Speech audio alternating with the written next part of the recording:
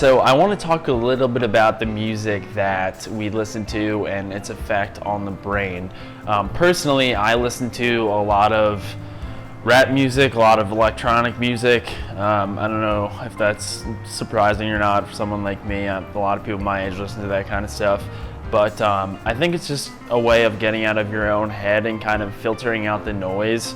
So, for example, if I put on the new Drake song, how does that make you feel? Well, in my case, I would say confidence is a huge thing there. Drake in the song is kind of exuding confidence. Future, who has the fast pace.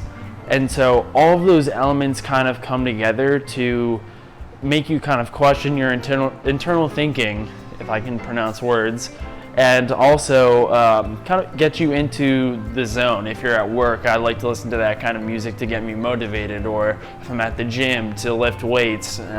Shout out to my last video where I talked a little bit about exercise and anxiety. I would say definitely music is key, because ultimately it takes you out of that comfort zone, but also it does a huge service to you in terms of filtering out distractions and background noise. I don't know for you guys, but for me, in my case, a lot. There are a lot of situations where certain noises or people that are walking around or anything else like that can kind of trigger some bad or like negative thought, right? And so the music kind of takes me away from that, puts me into my own kind of zone. You can also use it to set the mood positively, get your mind on kind of a positive wavelength, and ultimately manage that anxiety. But also, if you think about it, depending on the music that you listen to, if you're listening to kind of more like rebellious music, you're more likely to not do compulsions and have anxious thoughts, because there's confidence coming out of that music, right? So, when you have that slight indication or that slight thought that, oh, I need to do this compulsion, or oh, I should be anxious for X reason, the music kind of separates that and ultimately kind of gets you out of that brain rut that happens a lot of the time. So I would definitely recommend music for that.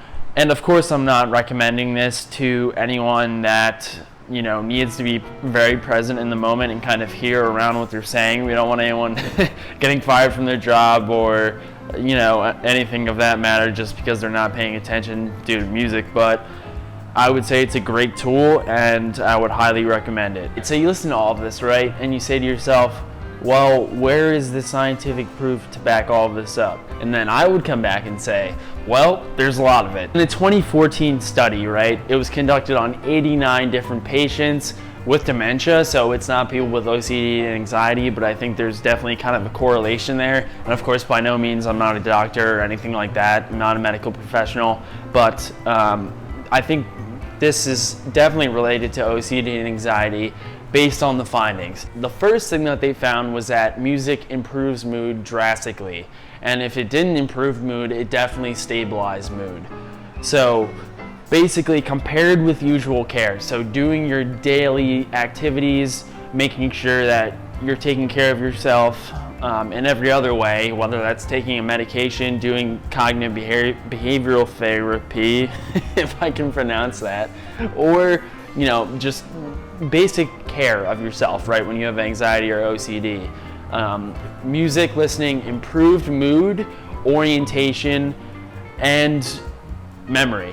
So all of those factors definitely come in handy. So it improved mood, it improved memory, and ultimately it made people feel a lot better. And I think that the same thing is to say about OCD and any other kind of anxiety-based disorder.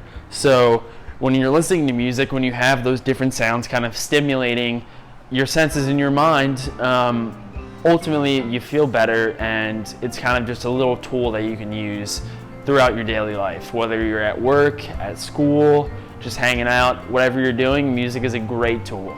But in addition to these positive benefits, they also found that it had a great effect on memory. It also had a great effect on cognition, so you were able to think clearer, as long as you're not listening to anything super distracting.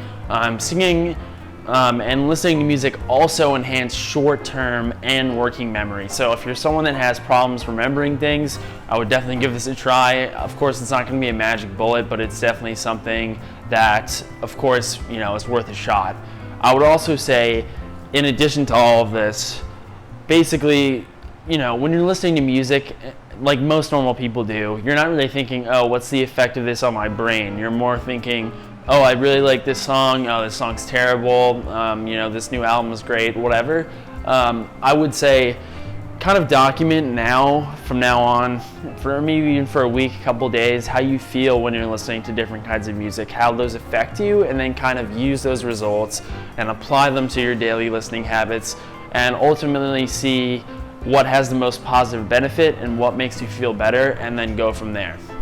But branching out a little bit, so we have music obviously, right? But there's another great tool that is also audio based that I use all the time to kind of calm myself down, get rid of those lingering thoughts, and that would be meditation apps. Now, I really don't have one that I would say blows all the other ones out of the water.